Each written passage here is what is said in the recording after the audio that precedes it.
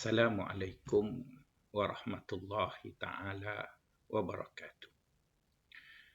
Innal hamdalillah nahmaduhu wa nasta'dihi wa nastaghfiruh wa na'udzu billahi min syururi anfusina wa sayyiati a'malina man yahdihillahu fala mudhillalah wa man yudlil fala hadiyalah. Nashhadu an la ilaha illallah wa nashhadu anna Muhammadan abduhu wa rasuluh wa ba'd. Sahabat-sahabat yang dikasihi sekalian, alhamdulillah, bersyukur kita ke hadrat Allah Subhanahu wa taala kerana masih lagi memberi kita kesempatan untuk meneruskan ibadah kita di bulan Ramadan ini, dan masih lagi diberi kita kesempatan untuk melakukan pelbagai ketaatan seperti berpuasa, membaca Al-Quran, melakukan qiyamul lail, bersolat tarawih, membantu orang-orang yang susah dan sebagainya.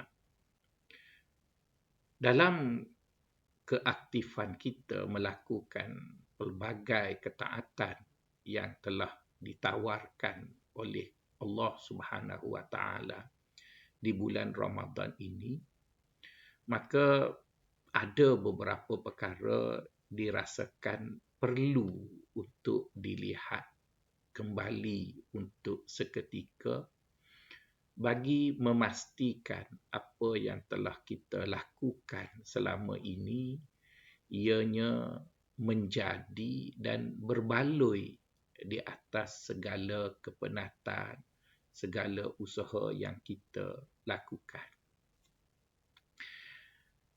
Antara perkara yang sering disebut oleh orang-orang sufi apabila mereka melihat kerajinan dan kesungguhan murid-murid sufi tadi melakukan ibadah dan ketaatan kepada Allah, maka di antara perkara yang diingatkan oleh ulama sufi kepada murid-murid mereka ialah mengenai kemenjadian, iaitu ketaatan-ketaatan yang kita lakukan itu, selain daripada kita mengukur bahawa kita sudah melakukannya, maka ada baiknya juga kita bertanya ataupun kita melihat mengenai adakah apa yang kita lakukan itu telah berlaku dan telah menjadi seperti yang diharapkan oleh Allah Subhanahu wa taala.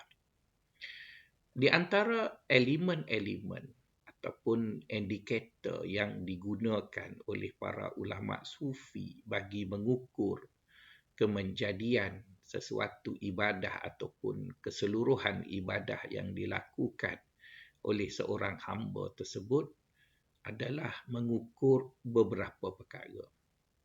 Yang pertama adalah mengukur objektif yang telah ditetapkan oleh Allah bagi setiap ibadah yang kita lakukan. Kenapa penetapan objektif bagi setiap ibadah itu haruslah disedari oleh kita dan haruslah diambil kira oleh kita pada setiap perkara yang kita lakukan? Kerana kita tidak mahu segala kepenatan, segala kesungguhan, segala apa yang kita telah korbankan dalam melaksanakan ibadah itu berlalu begitu saja tanpa memberi kesan yang baik ataupun tanpa memberi manfaat yang sepatutnya diperolehi bagi seseorang yang melakukan ketaatan tersebut.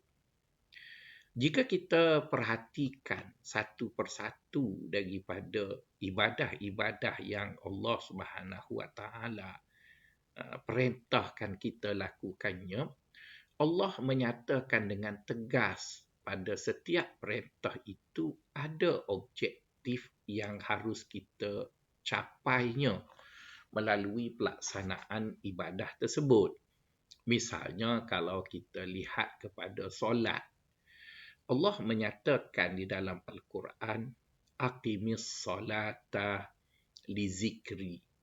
Dirikanlah solat itu untuk mengingati aku. Seolah-olah dia menyatakan kepada kita objektif pertama seseorang itu disuruh melaksanakan ibadah solat itu adalah untuk mengingati Allah. Dan yang kedua, Allah menyatakan innas salata tanha anil fahsya'i wal munkar. Sesungguhnya sembahyang itu akan mencegah seseorang itu daripada melakukan kekejian dan juga melakukan kemungkaran. Jadi persoalannya di sini, adakah setiap kali kita laksanakan solat tersebut, kita bergerak ke arah dua tujuan tadi? Jika kita tidak bergerak ke arah dua objektif yang digariskan itu, maka dikhawatiri solat yang kita lakukan itu, baik ianya solat fardu ataupun solat sunat, ianya kelain perginya tidak seperti yang diharapkan. Kenapa dikatakan begitu? Kerana ada sepotong ayat Quran yang Allah menyatakan di akhir zaman ini, ramai mereka yang solat, tetapi mereka mensia-siakan solat yang mereka lakukan itu. Dan apabila dilihat penyataan Allah tadi mengenai sebab yang mensia-siakan solat itu adalah kerana mereka tidak fokus kepada objektif yang digariskan dan mereka lalai. Kenapa? Kerana mereka melakukan solat untuk perkara yang tidak dimaksudkan. Allah berfirman dalam Al-Quran, فَخَلَفَ مِنْ بَعْدِهِمْ خَلْفٌ أَضَاعُوا الصَّلَاةَ وَاتَّبَعُوا الشَّهَوَاتِ فَسَوْفَ يَلْقَوْنَ غَيًّا.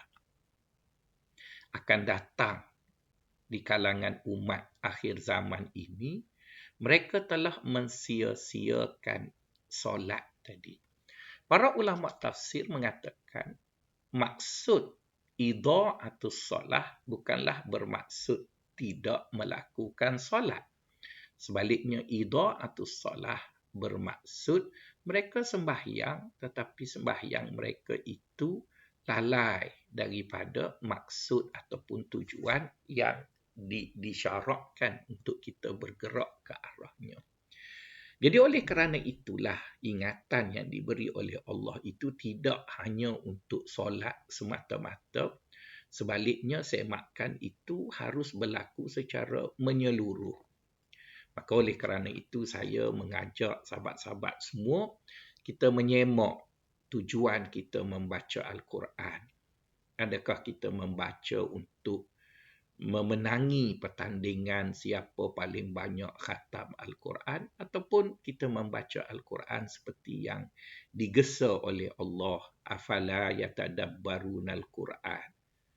Ataupun sama juga apabila kita melihat kepada qiyam, apabila kita melihat kepada puasa.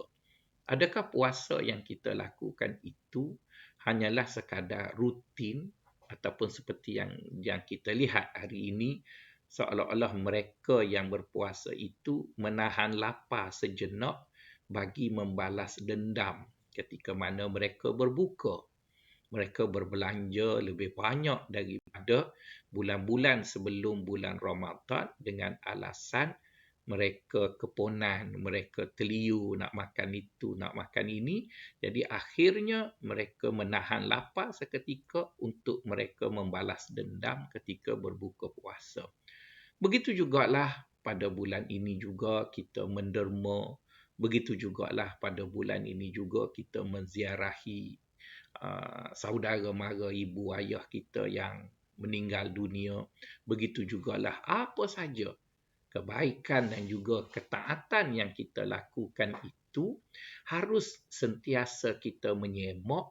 Terlebih dahulu kita dapat menyenaraikan apakah objektif yang telah digariskan oleh agama bagi setiap ibadah-ibadah yang disuruh kita lakukan. Itu yang pertama. Yang kedua, kita melihat adakah pergerakan kita dalam pelaksanaan ibadah tersebut menjurus ke arah objektif yang digariskan itu. Saya cukup berkeyakinan, sahabat-sahabat semua tahu bahawa setiap ibadah itu ada objektifnya dan kita semua tinggal lagi untuk menyedarkan diri kita agar kita betulkan balik steering perjalanan kita tadi agar menuju ke arah objektif itu bukannya terpengaruh dengan pengaruh media sosial yang kadang membawa kita terjebak kepada hedonism ibadah yang mana kita beribadah tidak lagi ke arah objektif yang digariskan. Sebaliknya kita beribadah bagi memenuhi kehendak nafsu, kita beribadah bagi memenuhi akan kehendak viral, beribadah bagi memenuhi trend yang berlaku dalam masyarakat tadi. Jadi oleh kerana itu, kita menilai sebahagian daripada apa yang telah kita penat lakukan di setengah perjalanan kita di bulan Ramadan ini, iaitu selain daripada kita menyemak niat kita agar ianya kerana Allah, dan yang kedua, kita menyemak juga apakah tujuan yang telah digariskan oleh agama itu kita tahu dan adakah kita bergerak ke arah tujuan tersebut. Sahabat-sahabat yang dikasihi sekalian, adakala pelaksanaan ibadah itu menuntut kita supaya kita banyak melakukannya. Misalnya, wadhkurullaha katsira. Ingatlah Allah itu dengan sebanyak-banyaknya. Jadi, perkataan wadhkurullaha katsiran itu, apabila kita lakukannya dengan sebanyak-banyaknya, pastinya lah mengambil masa, mengambil tenaga, mengambil keuangan dan sebagainya.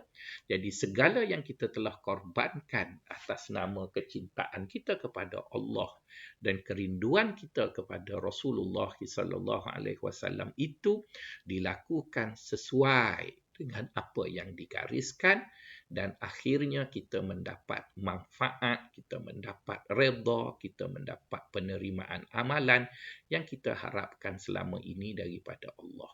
Dan saya mendoakan sahabat-sahabat semua agar kita semua berada dalam rahmat Allah, kasih sayang Allah, keredaan Allah.